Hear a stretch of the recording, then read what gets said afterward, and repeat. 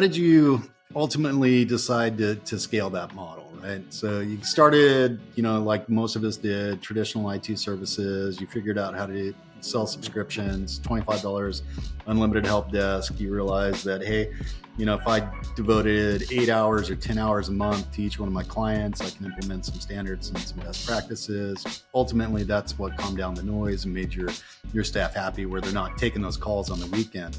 What decisions did you make that enabled you to take it from a small but a mighty MSP delivering great results to your clients to ultimately where you were prior to exit? So we were set up kind of two parts to this answer. So we were kind of set up to do it because we already, even though we broke out by component, what we did, we charged, $25 per user for the support desk piece, unlimited. We also built in 8 hours a month of strategic advisor time at a higher bill rate. And then we built in, depending on the clients, typical 100-person company, we would do like 1 day a week, and then we eventually got down to 1 day every other week of an engineer on site. So what we started doing is that engineer on site, because they were fixed costs built in, we started converting that engineer on site from doing reactive stuff on site to throwing that over the wall of the support desk, and they started implementing some of our standards and best practices. We didn't really have to resell our clients. We just had a kind of behind the scenes change what people did. As far as this, the approach to scale it,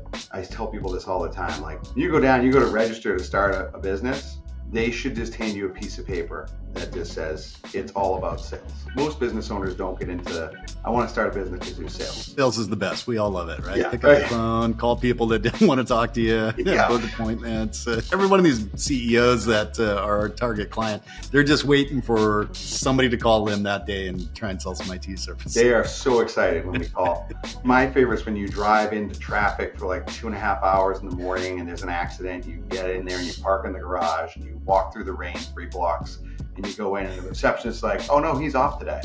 You're like, oh, this is what I want to do. This is why I started a company.